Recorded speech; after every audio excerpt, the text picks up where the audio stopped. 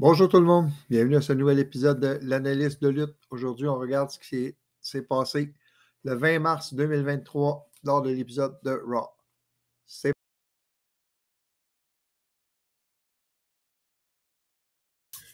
bon, contrairement à mes habitudes, je vais faire ça une shot. Donc, premier segment de la soirée, Kevin Owens, Sami Zayn qui s'en viennent au ring. Ben, ils font des entrées séparées. Et là, il dit, puis on fait tout, depuis 20 ans, qu'ils font tout comme des frères. Puis là, KO il dit qu'il a réalisé que c'est le temps de take down the bloodline, de s'occuper, dans le fond, de détruire la bloodline ensemble. Et là, les deux ils disent qu'est-ce qui est prêt, what's next? Donc, c'est quoi la prochaine étape? Là, les deux se tournent vers le signe de WrestleMania, sont interrompus par les Usos. Et là, KO lance le défi. Les Usos contre Owens, Zayn à WrestleMania pour les ceintures. Jimmy dit que non, mais Jay dit que ça a leur chance de se débarrasser du problème KO et Zayn une fois pour toutes. Et c'est comme ça que le segment se termine. Match numéro 1, Austin Theory, Montez Ford. Bon, encore une fois, Montez Ford, un match en simple pour montrer qu'est-ce qu'il est capable de faire. Évidemment, il veut gagner le titre. Austin Theory veut le garder. Montez Ford, c'est, comme je le dis, c'est une autre audition pour voir qu'est-ce qu'il est capable de faire en simple. Très bon match. Et Austin Theory qui gagne le match avec son 8-count down. Donc, Austin Theory poursuit sur sa lancée. Poursuit comme champion, évidemment. Et poursuit sur sa lancée en vue de son match contre John Cena à WrestleMania. Bon. Un autre segment avec le Bloodline que Jimmy dit qu'il ne pardonnera jamais à Sami d'avoir mis le trouble dans le Bloodline, si on veut. Et là, Roman dit à tout le monde de s'en aller, sauf Jay. Il parle à Jay un peu, puis à la fin, Paul Heyman demande est-ce qu'il a vu, qu'est-ce qu'il voulait voir. Évidemment, Roman dit que oui. Si on se souvient, il y a quelques mois, il avait fait la même chose avec Sami Zayn. Il avait dit qu'il avait vu tout ce qu'il voulait voir. Et c'est après ça qu'il avait commencé à tester Sami à peu près à toutes les semaines. Donc, ça va être à suivre. Deuxième match, Omos contre Mustafa Ali. Donc, Omos poursuit sa domination en vue de WrestleMania et son match contre Brock Lesnar. Ils veulent vendre Omos comme une force destructrice.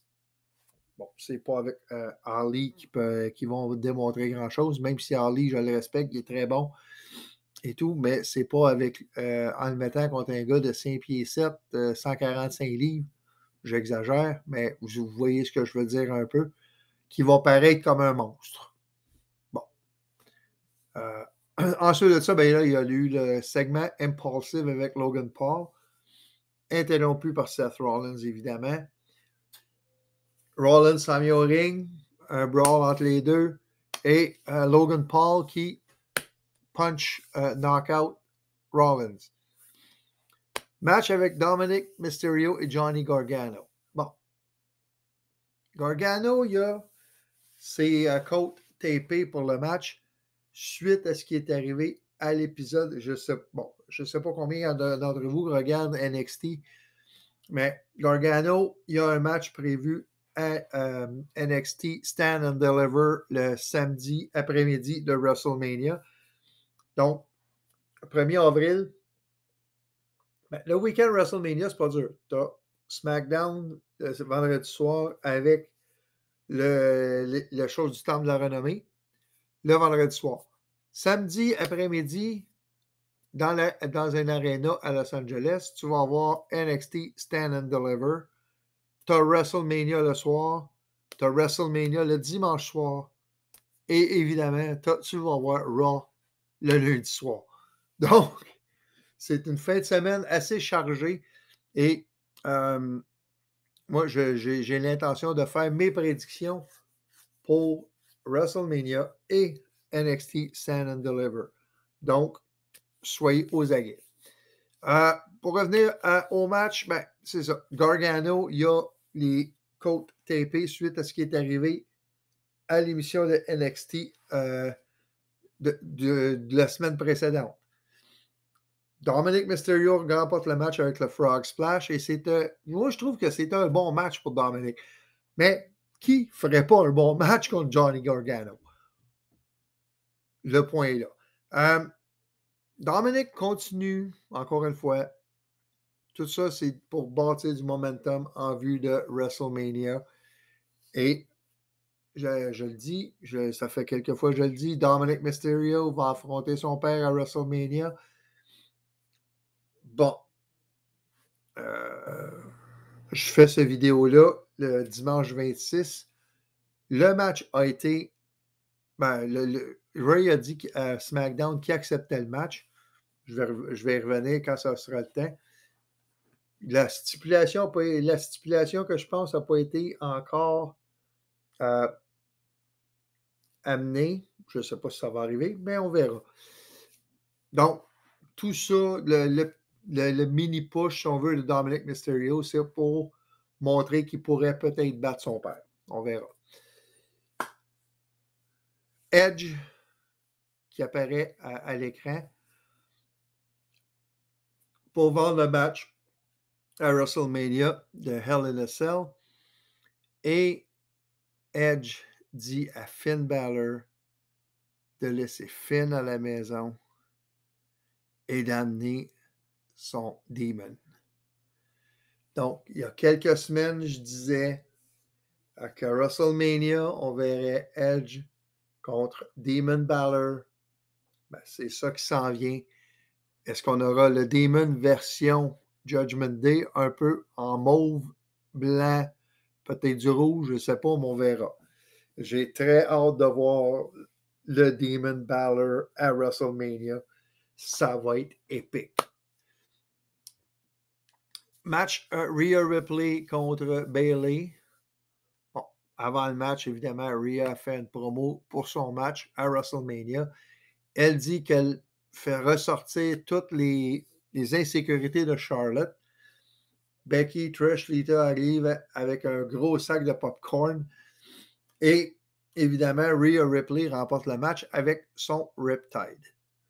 Encore une fois, tout est fait, je me répète, je sais, mais tout est fait en fonction d'amener les participants au gros match de WrestleMania avec le maximum de momentum pour faire des combats, entre guillemets, titanesques.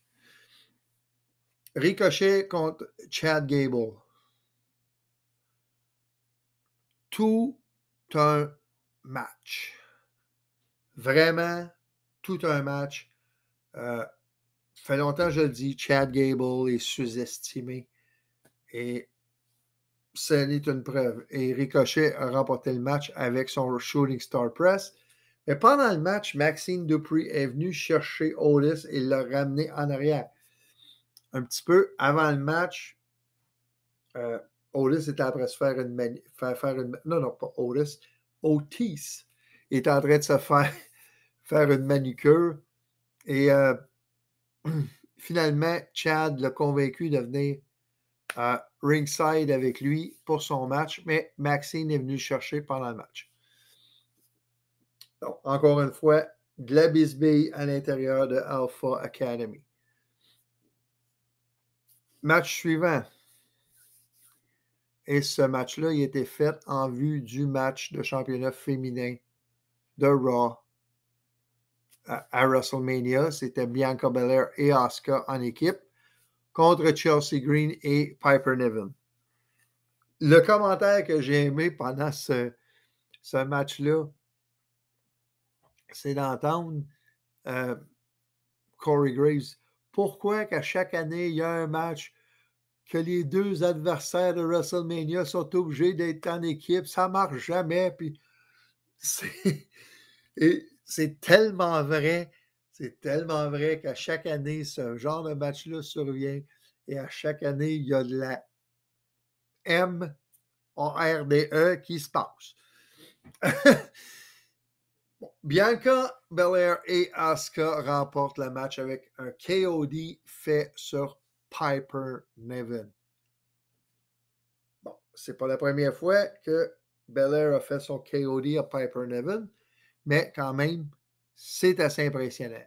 Et après le match, Asuka attaque Bianca Belair encore une fois pour y rentrer dans la tête encore plus.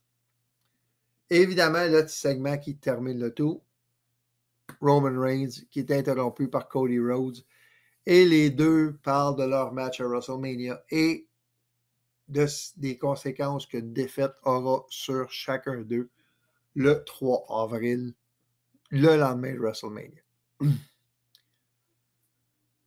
Bon, côté analyse du show, il n'y a pas grand-chose à dire d'autre que, comme j'ai dit pendant tout le long, c'est tout est fait en vue d'amener les participants au gros match avec le maximum de momentum en vue de WrestleMania.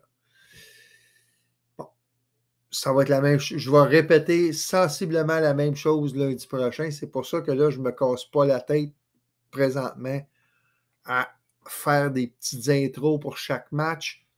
Ça ne sert pas à grand-chose parce que présentement, tout est fait pour en vue de WrestleMania.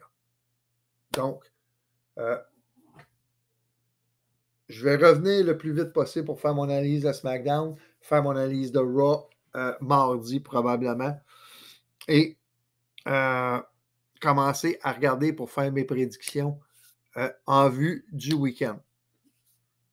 Sur ce, je vous laisse. Si vous aimez cette vidéo-là, ben, laissez-moi un like, abonnez-vous à mon canal, cliquez sur la petite cloche pour être notifié de quand il se passe de quoi sur le canal. Et évidemment, si vous aimez mon contenu, invitez des gens à venir écouter mes analyses. Sur ce, merci et bonne soirée. À la prochaine.